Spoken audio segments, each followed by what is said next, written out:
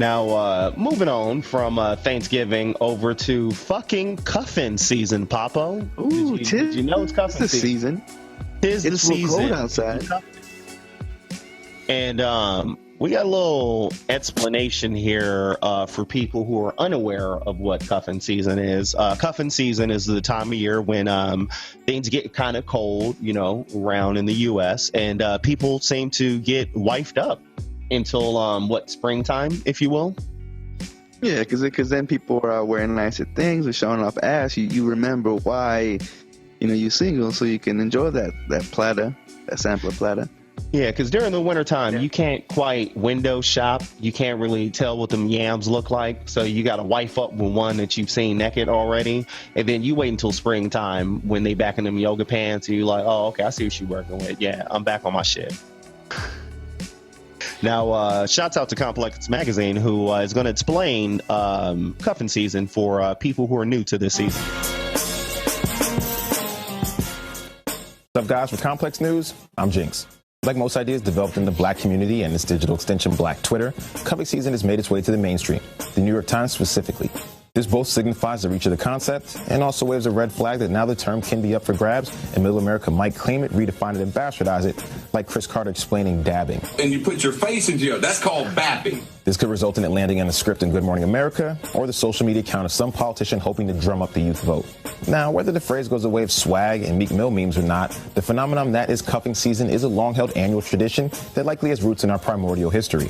So, what is cuffing season? For those of you who would likely travel to Urban Dictionary for an explainer, skip that. Cuffing season is a time of the year in the fall and winter months when people search for the security that comes with companionship in an attempt to weather the cold. Why cuff in the winter? It's simple. When it's cold outside, people don't like to go out. But that doesn't change the desire for someone to hug up on in the evenings. With no open bar rooftop functions and less casual strolls down the street, the need for a several months long game plan to not end up alone in the dead of winter is more important than ever. Potential cuffing season participants feel the same sense of struggle that is felt by those shackled in relationships when all their single friends are hitting La Marina in July.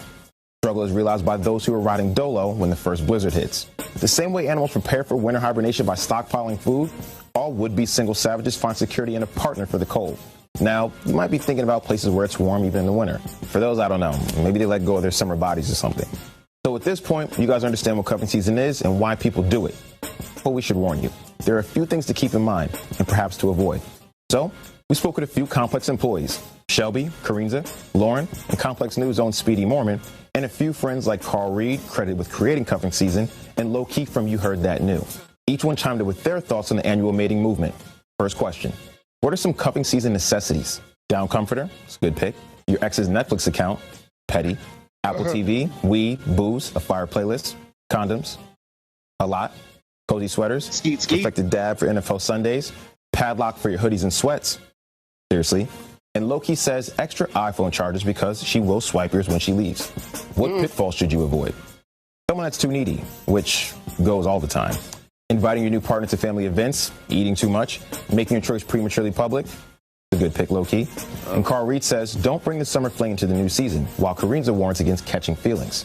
What can you expect to lose? Text from all your side pieces? Possible. Your social life? Basketball shorts? Summer hose?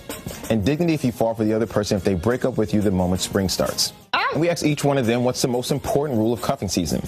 Shelby writes, don't fall in love, whatever you do. Lauren warns, don't let good dick imprison you. Just kidding. Let the good dick imprison you while it's cold out. I guess that's fair. Speedy says, start scouting early so when the season comes along, you're not panicking. Kareem simply states, not permanent.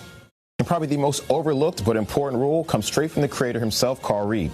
Choose one person to cuff. If you don't, it could go south really fast. So, you heard it right from the sources themselves. These are some of the most important rules for cuffing season. Godspeed, good luck, and be safe with all that shit. Oh, get your cuff on.